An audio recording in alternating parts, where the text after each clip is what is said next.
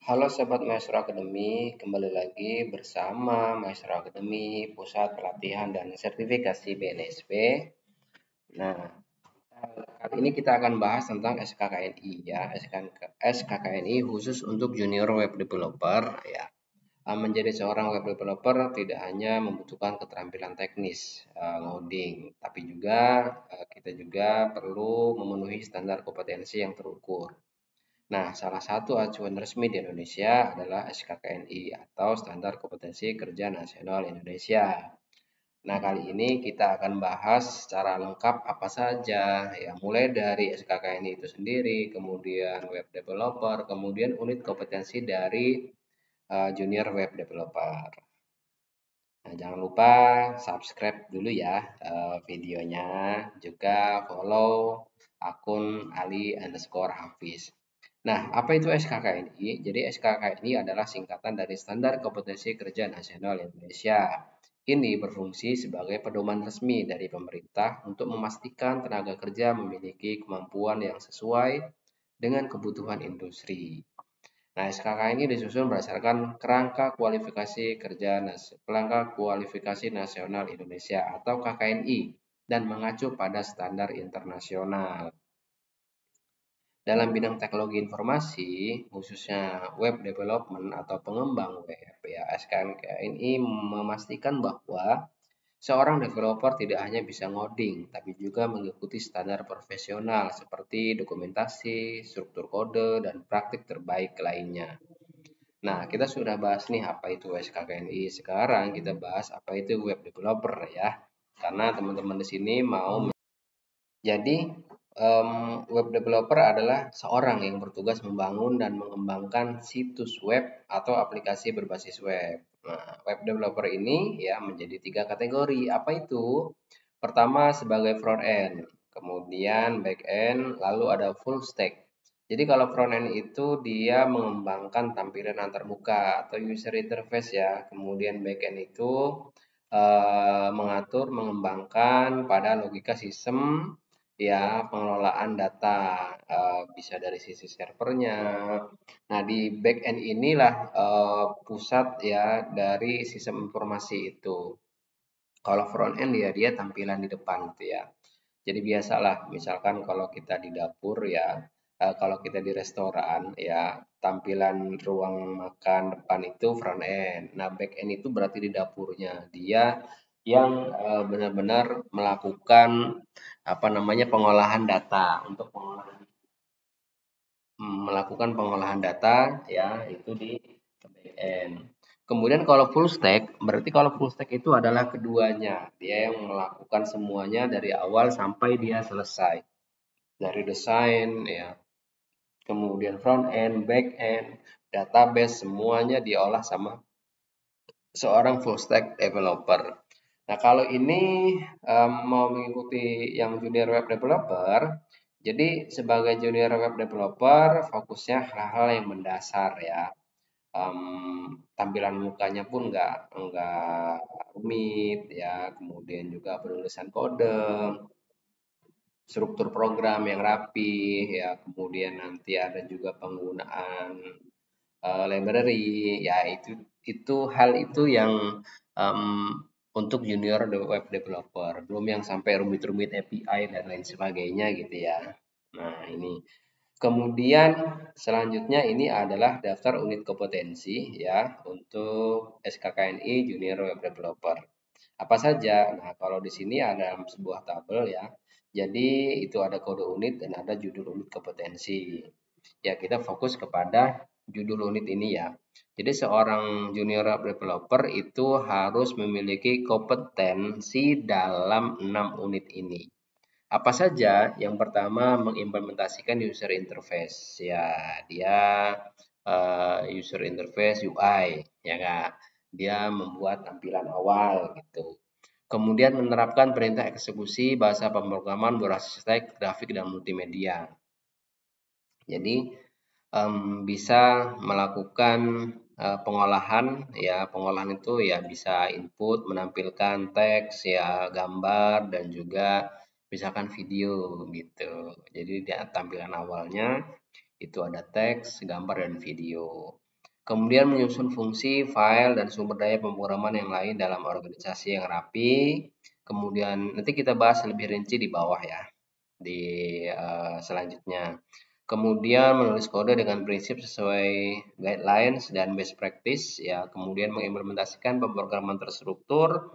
Lalu terakhir menggunakan library atau komponen pre-existing. Nah, 6 ini yang harus dikuasai oleh seorang junior web developer. Ini penjelasan lebih rincinya ya. Misalkan yang pertama itu di mengimplementasikan user interface ya dengan kode J620100.005.02. Nah, ini deskripsinya adalah membuat tampilan antarmuka pengguna yang menarik, interaktif, dan mudah digunakan. Nah, materi di unit kompetensi yang satu ini ya, itu seseorang kompeten dalam hal teori di HTML, HTML dasar ya, kemudian CSS-nya, kemudian kalau misalkan untuk tampilan yang lebih menarik lagi pakai JavaScript, untuk responsifnya itu menggunakan query, flexbox, dan grid ya. Nah, di sini untuk praktiknya ya, ini mendesain dan membuat halaman login, form pendaftaran, dashboard utama atau beranda di awal. Nah, ini dari unit kompetensi pertama untuk mengimplementasikan user interface. Kemudian unit kompetensi kedua yaitu menerapkan perintah eksekusi bahasa pemrograman berbasis teks, grafik, dan multimedia. Jadi di sini adalah menjalankan instruksi atau perintah dalam bentuk teks, grafis atau gambar ya, dan multimedia, bisa gambar, bisa video gitu ya. Nah, materinya di sini adalah sintaks ya, JavaScript ya, bisa memunculkan notif gitu, peringatan, atau Python. Nah, enaknya BNSP ini itu diserahkan kepada kita ya untuk uji kompetensinya, apakah dia mau menggunakan bahasa PHP HTML, kemudian Python, JavaScript, dan lain sebagainya gitu ya. Nah, itu diserahkan kepada kita, kita menguasai yang mana, yang penting tugasnya itu diselesaikan.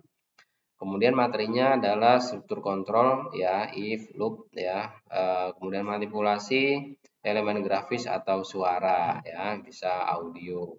Kemudian prakteknya adalah misalkan membuat aplikasi kalkulator berbasis teks atau kuis interaktif berbasis multimedia. Nah, ini ya. Ini unit kompetensi eksekusi bahasa pemrograman berbasis teks, grafik, dan multimedia. Jadi dia bisa mengolah grafik dan multimedia. Secara sederhananya di tampilan berandanya itu sudah ada foto-foto dan video-video gitu. Kemudian unit kompetensi ketiga menyusun fungsi, file, dan sumber daya pemrograman yang lain dalam organisasi yang rapi. Nah, di sini artinya mengelola struktur project dan mengorganisir file serta fungsi program agar mudah di maintenance nanti. Nah, materinya adalah pemecahan program dalam fungsi, struktur folder dan file dalam project web, kemudian modulasi kode. Jadi gini, kita kalau bikin web itu terdiri dari banyak file ya, misalkan index, style, kemudian file-file yang lainnya gitu ya. Nah, di unit kompetensi yang ketiga ini artinya file-file itu disusun rapi, misalkan khusus untuk tampilan awal ya, untuk struktur webnya itu masuk ke halaman pertama ya. Kemudian seperti file-file untuk style itu masuk ke dalam sebuah folder gitu. Kemudian untuk file-file uploadan masuk ke dalam folder tertentu. Nah, di sini artinya dia menyusun ya, web itu tersusun rapi filenya gitu, nggak berantakan, nggak jadi satu, kita bingung gitu ya. Nah, ini. Kemudian untuk unit kompetensi keempat, menulis kode dengan prinsip sesuai guidelines dan best practice ya. Jadi artinya menulis kode yang bersih, konsisten, dan mengikuti standar industri. Jadi di sini seorang junior web developer artinya menulis kodenya itu mudah dibaca dan dipelihara gitu. Penamaan variabel yang jelas, komentar yang tepat. Ya, ini bisa pakai tools juga bisa tidak. Jadi di sini codingnya itu ada komentar, itu salah satu ciri dari prinsip guidelines ya, variabel yang jelas. Misalkan di komentar yang tepat itu, oh ini adalah codingan untuk logika, misalkan dalam perhitungan penerima beasiswa atau perhitungan diskon, diberikan komentar sehingga orang tuh akan bisa lebih cepat melihat, memahami, oh ini codingan logikanya gitu. Kemudian unit kompetensi yang kelima yaitu mengimplementasikan pemrograman terstruktur. Di sini menerapkan prinsip-prinsip pemrograman terstruktur seperti fungsi, alur, logika, dan kontra alur. Yang materinya ya ini struktur logika if ya, kemudian switch, loop ya, input, output data, fungsi dan prosedur. Prakteknya adalah membuat program pemesanan tiket atau pengolahan data siswa. Nah, di sini sudah mulai terstruktur dia untuk logikanya, untuk praktek decodingannya gitu.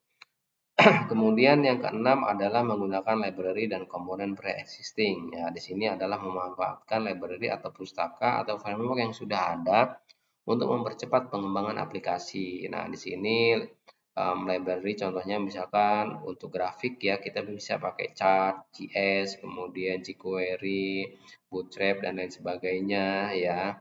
Ini misalkan Bootstrap, Tailwind itu untuk front end-nya. Kemudian instalasi dan integrasi library melalui CDN atau NPM gitu ya. Nah, ini prakteknya membuat halaman dengan Bootstrap, membuat grafik dengan Chart.js gitu. Nah, ini adalah 6 unit kompetensi seorang junior web developer.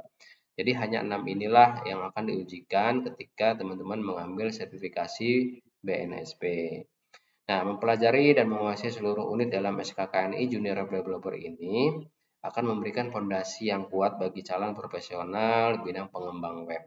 Ya, standar ini digunakan untuk uji kompetensi Badan Nasional Sertifikasi Profesi sehingga seorang junior web developer yang tersertifikasi dia memiliki kompetensi standar yang diakui industri. Artinya seorang junior web developer certified BNSP pasti bisa ini gitu. Jadi jika belajar, jika kita adalah seorang siswa atau pelajar, mahasiswa atau profesional yang terjun dalam dunia pengembangan web, mengikuti pelatihan dan sertifikasi berbasis SKKNI ini itu langkah awal terbaik ya untuk memiliki karir yang terbaik. Oke, seperti itu ya teman-teman semua. Nah, selamat mengikuti pelatihan dan sertifikasi junior web developer, terus belajar dan tingkatkan kompetensi. Jangan lupa subscribe dan follow.